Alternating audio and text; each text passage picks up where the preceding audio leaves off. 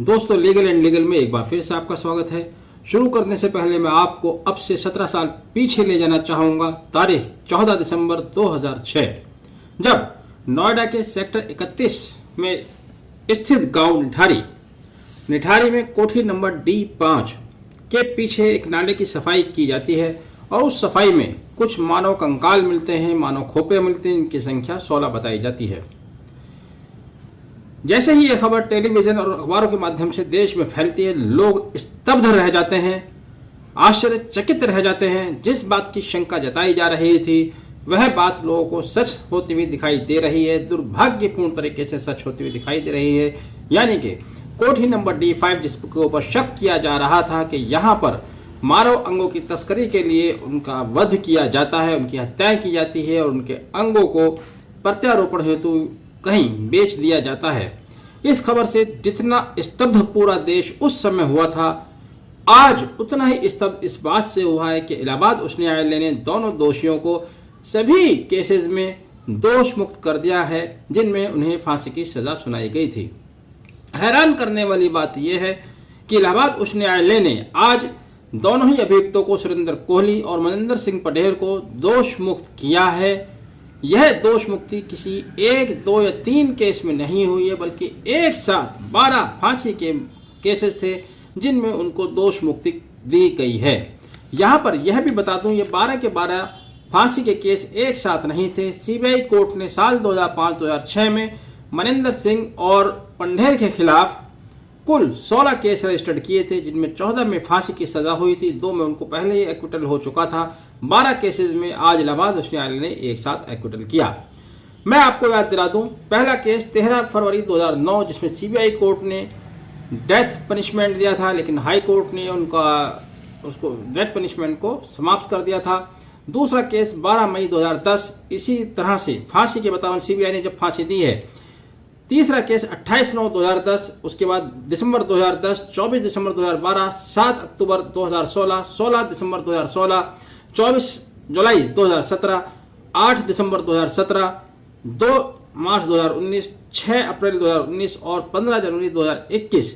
इन तिथियों में अलग अलग तिथि पर सीबीआई कोर्ट के अलग अलग जजेस द्वारा दोनों आरोपियों को सुरेंद्र कोहली और मनिंदर सिंह पढ़ेर को फांसी की सजा सुनाई गई।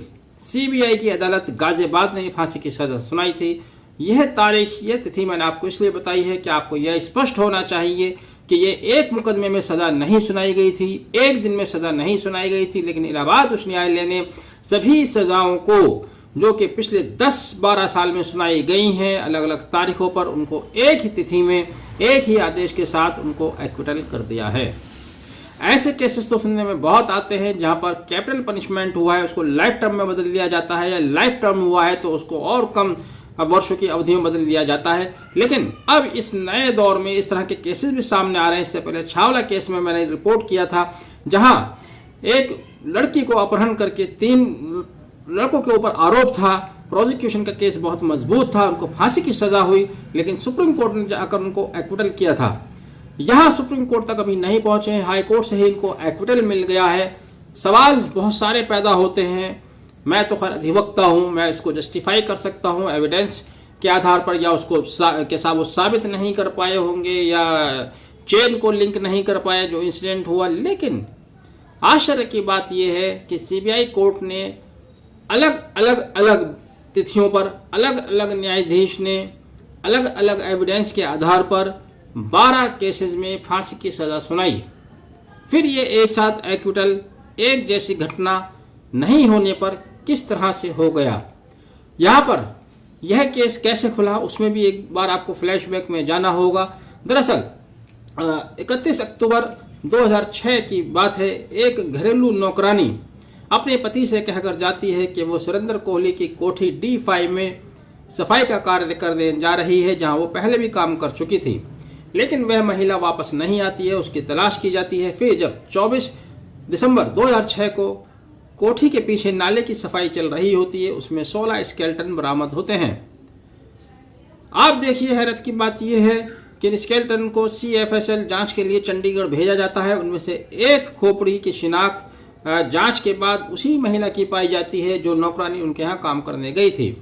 जिसके आधार पर सीबीआई ने केस रजिस्टर्ड किया और सुरेंद्र कोहली को गिरफ्तार किया। सुरेंद्र कोहली नौकर हैं और मनिंदर सिंह पंढेर इस कोठी के मालिक बताए जाते हैं।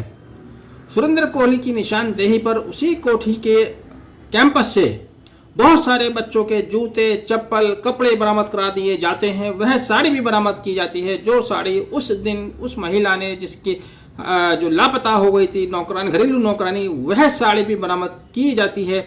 उस साड़ी की शिनाख्त पड़ोस की उस महिला ने, बराबर वाली कोठी की महिला ने की, जिसने वह साड़ी उस नौकरानी को दी थी जो उसके यहाँ भी कार्य करने जाती थी। कुल मिलाकर जब 12-14 केसेस में फांसी की सजा हुई है तो एविडेंस कोई कमजोर नहीं रहा होगा। वो एविडेंस वहां पर प्रूव हुआ होगा, प्रोसिक्यूशन ने अपना केस साबित किया होगा, तभी जाकर सीबीआई की अलग अलग अदालतों ने अलग अलग समय पर उनको फांसी की सजा सुनाई। लेकिन एक साथ इलाहाबाद उच्च न्यायालय द्वारा सभी केसेस में बरी कर दिया जाना, हालांकि अभी तक डिटेल जजमेंट नहीं आया है। जब तक जजमेंट नहीं आता है इस पर ज्यादा बात करना भी उचित नहीं होगा। फिर भी आम लोगों के जहन में ये सवाल पैदा हो रहा है कि इस तरह के अलग अलग केसेस में इतनी बड़ी विभत्स घटना में सभी जो विक्टिम्स थे, सबके पेरेंट्स ने अलग अलग एफआईआर दर्ज कराई थी, जो लापता थे, एक साथ कैसे उनको बरी कर दिया गया। यहाँ पर आशंका यह जताई जा रही थी कि इस कोठी में ह्यूमन ऑर्गन्स की तस्करी का धंधा होता था। चूँकि जो कोठी के मालिक है मनिंदर सिंह पंढेर, वह चंडीगढ़ के रहने वाले हैं। इस कोठी में परिवार का कोई सदस्य नहीं रहता था, जिससे यह भी शक पैदा हुआ कि एक कोठी इन्होंने इसी धंधे के लिए ली गई थी। लेकिन जिस समय ये केस रजिस्टर्ड हो रहे थे उस समय भी मनिंदर सिंह पंढेर को शायद बचाया गया या उनकी तरफ से नर्म रवैया अख्तियार किया गया। सारा मामला नौकर के ऊपर थोप दिया गया था जो कि उस कोठी में रहता था। बताया गया था कि मनिंदर सिंह पंढेर चंडीगढ़ रहते हैं ज़्यादातर समय में, बाकी के समय में यहाँ पर अधिकतर अवधि में उनका नौकर सुरेंद्र कोहली रहता है। लेकिन नौकर ठहरा आखिर नौकर।